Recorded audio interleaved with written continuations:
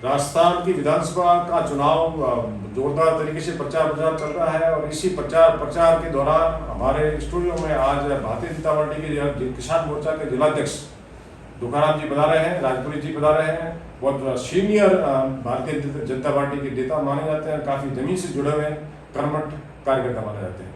पूर्व प्रधान भी रह चुके हैं भीनमाल के और खेताराम जी महाराज की जन्मस्थली बीजपुर खिलाड़ी के अध्यक्ष भी रह चुके हैं।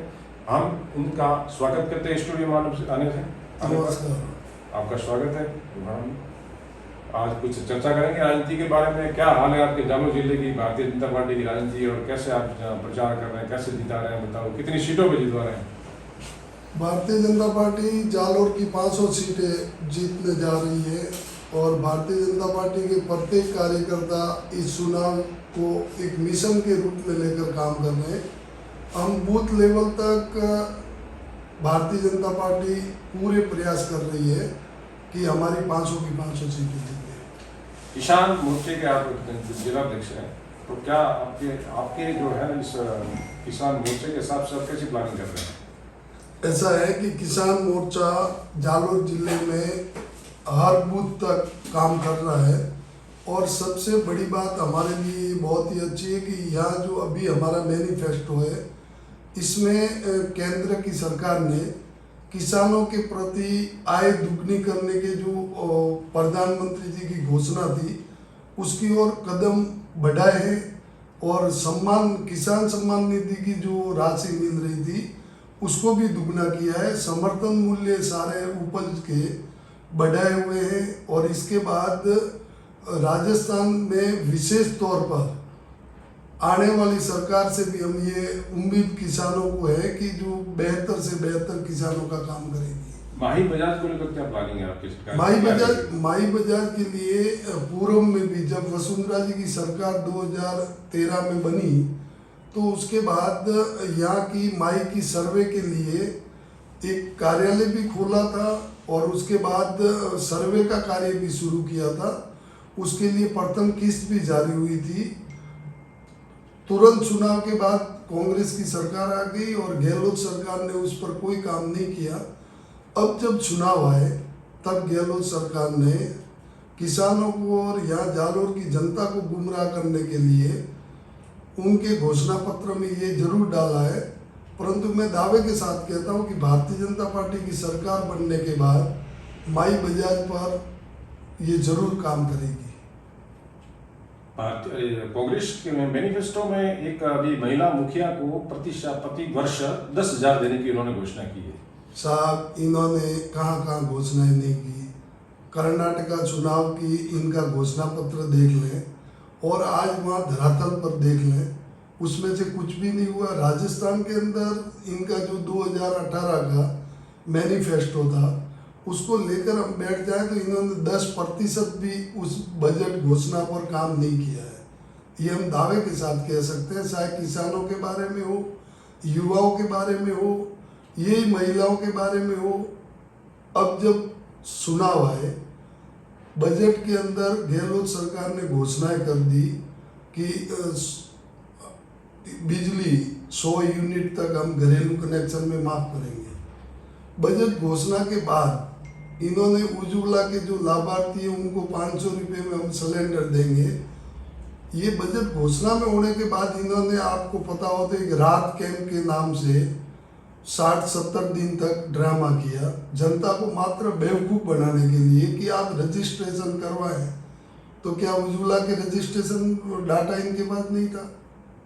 क्या लाइट बिल सभी के घर के नहीं थे? उसमें भी किस तरह के राहत कैंप? तो इससे जनता को पता है कि गहलोत और कांग्रेस सरकार मात्र झूठ बोलकर लोगों को चलने का काम कर रही है। इस बार लोग कोई बहकावे में नहीं आएंगे। तो इन्होंने जो कांग्रेस सरकार ने जो प्रति यूनिट का रियायत बरती है, किसानों को रियायत बरती है, इस बार में आपकी क्या प्लानिंग रहेगी? आपकी सरकार बनती है नहीं, हमारी सरकार ये बंद करेंगे या चालू रखेंगे? नहीं, हमारी सरकार कोई जनहित की योजना बंद नहीं करती। हमारी सरकार की प्राथमिकता होती है कि किसान को बिजली मिले। इन्होंने मुफ्त की सारी बातें कर ली। आज आप गाँव में पता करें, किसानों को 3.5-4 घंटे से अधिक बिजली नहीं मिल रही। आज हम रानीवाड़ा क्षेत्र की 2-3 सभाएं करके आए वहाँ किसानों से और जनता से पूछा कि भाई लाइट कितनी मिलती है। उन्होंने कहा साहब 3.5 घंटे और 14 ट्रपिंग, 3, 3.5, 4 घंटे लाइट के अंदर बार बार ट्रपिंग का आना। वो किसान के अब रबी की बुआई है, ऐसे में किसान परेशान है।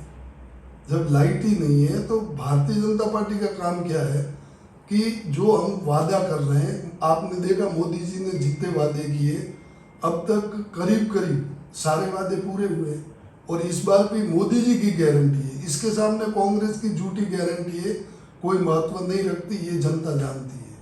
नर्मदा कैनाल को जो पानी कम आ रहा है, ये ऐसा कुछ आरोप लगा रहे हैं कि भाई पूरे टैल तक पानी नहीं जा रहा है, जबकि पानी वेस्टेज खूब हो रहा है दुनिया में। इसमें सर पहली बात इस पर आप क्या कहेंगे, मतलब क्यों वेस्ट हो रहा है पानी? इसमें पहली बात तो मैं आपसे ये कहूँगा कि नर्मदा में पानी नहीं पहुँच रहा है, ये बात प्रत्यक्ष है। किसानों के खेतों तक पानी नहीं जा रहा है। सबसे बड़ा कारण ये कि नहर के अंदर पूरा का पूरा रेत और कचरे से जो भरा हुआ था, उसकी सफाई के लिए कांग्रेस की सरकार ने पैसे स्वीकृत किए, और वहाँ पर आप जाकर कोई भी देख लें, नहर के अंदर कोई सफाई ही नहीं हुई, कचरा ज्यों का त्यों पड़ा, रेत से आज भी नहर भरी हुई है, तो उसमें पानी नहीं जा रहा है। उसके बाद इनकी वितरण प्रणाली इतनी खराब है कि पानी नदी में बह रहा है पर किसान के खेत तक नहीं जा रहा है। गायों को लेकर आपकी जैसा दावा करें कि हमारी सरकार आ रही है, तो गायों को लेकर क्या करेंगे आप सर? माता के लिए आपको याद हो तो पूर्व में वसुंधरा जी की जब सरकार थी भारतीय जनता पार्टी की, तो गौ माता के लिए सर्वप्रथम हमारी सरकार ने जितने भी रजिस्ट्री हो रही है स्टैम्प पर 0.50% का गौ माता के लिए अलग से एक कोटा फिक्स किया था, और उसके तहत जो जितने रुपए आए हैं उतने गहलोत सरकार ने गौ माता के खाते में डाले ही नहीं है। आधे पैसे अन्य योजनाओं में उन्होंने खर्च किए हैं। तो मैं निश्चित तौर पर कहूँगा कि आने वाली भारतीय जनता पार्टी की सरकार जो गौ माता के लिए चिंता करके हमने जो एक इसके लिए अलग से बजट जारी करने के लिए रखा था, वो पैसे सारे गौशालाओं को जाएंगे। अनुदान के बारे में क्या कहेंगे? अनुदान भारतीय जनता पार्टी ने हर जगह दिया है, राजस्थान में भी दिया है। आज आप पड़ोसी राज्य गुजरात में जाकर देखें, हरियाणा में देखें, जहाँ जहाँ भारतीय जनता पार्टी है वहाँ गौ माता के लिए समर्पित सरकार है। बढ़िया। अभी आप सांचौर में पूरे टाइम निकाल रहे हैं इस पॉलिटिकल फील्ड में। ऐसा कहते हैं कि आपके पास त्रिदेव की जोड़ी वहाँ पूरा काम कर रही है, श्रवण सिंह जी राव साहब, आप है, विनय सिंह जी है। कैसा लग रहा है आपको सांचौर का? ऐसा है सर कि शुरुआत में सांचौर की टिकट माननीय सांसद साहब को जब पार्टी ने सिंबल दिया, उस समय एक जोरदार विरोध हुआ और पूरे प्रदेश में सांचौर को विरोध के स्वर में हाईलाइट हुआ। उसके बाद पार्टी ने हम लोगों को ये जिम्मेदारी दी कि भाई सांचौर की सीट को आप जीतो, उसको मजबूत करो। बाकी हमें तो कहीं भी कमल के फूल का काम करना है, हम तो कमल के सिपाही हैं और सदैव आत्मा में ये रखते हैं कमल प्रिय कमलासनी, कमल प्रिय भगवान, कमल हमारी आत्मा, हम कमल के प्राण। तो आप कितनी सीटें जितवा रहे हैं जालोर जिले में? जालोर जिले की निश्चित तौर पर हम 500 सीटें जीतेंगे।